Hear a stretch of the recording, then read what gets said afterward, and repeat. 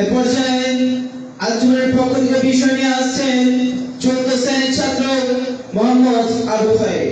তাকে আঞ্জুমানের পক্ষ থেকে বিষয় দেওয়া হয়েছে যাদের সম্পর্কে বক্তব্য। প্রস্তুত থাকবে। আসসালামু আলাইকুম ওয়া রাহমাতুল্লাহি ওয়া বারাকাতুহু। আলহামদুলিল্লাহি ওয়াহদা ওয়াসসালাতু ওয়াসসালামু আলা মান লা নাবিয়্যা বা'দা আম্মা বা'দ। আলহামদুলিল্লাহ, সমস্ত প্রশংসা সমস্ত গুণগান সেই মহান রব্বুল আলামিনের জন্য। আমরা সকলে বলি আলহামদুলিল্লাহ। আমাদের শেষ নবী হযরত মুহাম্মদ সাল্লাল্লাহু আলাইহি ওয়াসাল্লাম, যার পর আর কোনো নবী আসবেন না, সেই নবীর উপর দরুদ পাঠ করি। সকলে বলি আল্লাহুম্মা সাল্লি আলাইহি ওয়া বারিক আলাইহি।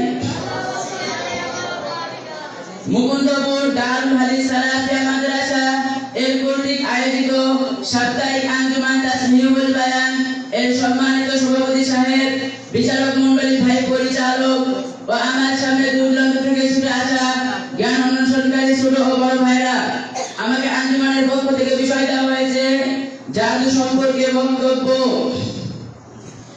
জাদু শিখে শয়তান মানুষকে ব্যবহার করে তার সাথে সম্পর্ক স্থাপন করার জন্য। জাদু এতে রয়েছে ভেলকিবাজি এবং ভালোবাসা সৃষ্টির কর্মকাণ্ড। যে ব্যক্তি এই কাজ করলো সে কুফরি করলো, সে মুশরিক, সে কাফের, সে আল্লাহ তাআলার সাথে শরীক করলো। জাদুকে শিরকের মধ্যে শামিল করার কারণ হচ্ছে জাদু শিরক ব্যতীত অন্য কোনো কাজ করতে পারে না। তাই জাদু শিরক ব্যতীত অন্য কোনো কাজ করতে পারে না। তাই আমরা সম্পূর্ণরূপে জাদু বর্জন করব। একজন মুসলিম ব্যক্তি যতক্ষণ পর্যন্ত জাদু বর্জন করে না, তার ভিতরে ঈমান পরিপূর্ণভাবে প্রবেশ করতে পারে না, তার ভিতরে তাওহীদ পরিপূর্ণভাবে প্রবেশ করতে পারে না। জাদুকে দুইটি কারণে শিরকের মধ্যে শামিল করা হয়েছে। এক নাম্বার হচ্ছে জাদুবিদ্যায় শয়তানকে ব্যবহার করা হয় তার সাথে সম্পর্ক স্থাপন করার জন্য। দুই নাম্বার, জাদুবিদ্যায় ইলমে গায়েবের দাবি রাখা হয়। জাদুকরের জ্ঞান ও জাদুবিদ্যা শিকার ক্ষেত্রে আল্লাহ তাআলার অংশীদার স্থাপনের দাবি রাখা হয়। এটা নিঃসন্দেহে শিরক। আল্লাহ তাআলা বলেন,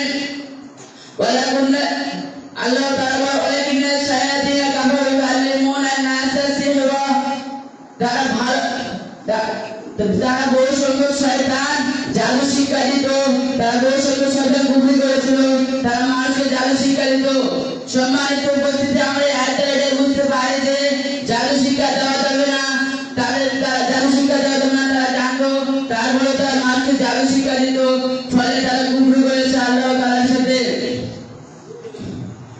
ওয়ালাকাদ আলিমুল মান ইসতারাহু মা লাহু ফিল আখিরাতি মিন খালাক।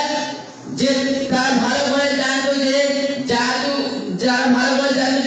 যারা জাদু অবলম্বন করে তাদের জন্য পরকালের কোনো স্থান নাই।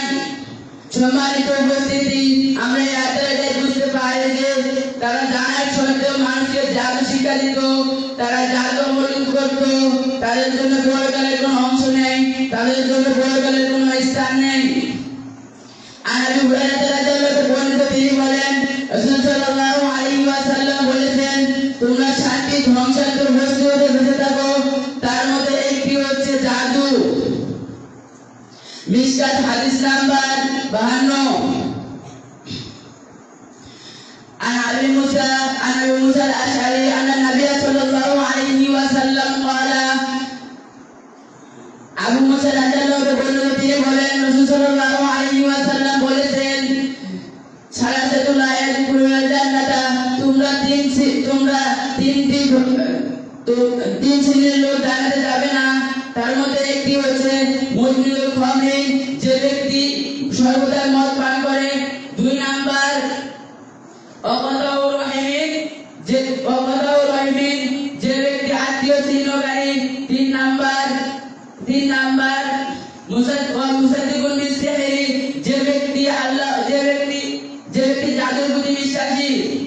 সম্মানিত উপস্থিতি, আমরা এই হাদিস দ্বারা বুঝতে পারি যে রাসূল সাল্লাল্লাহু আলাইহি ওয়াসাল্লাম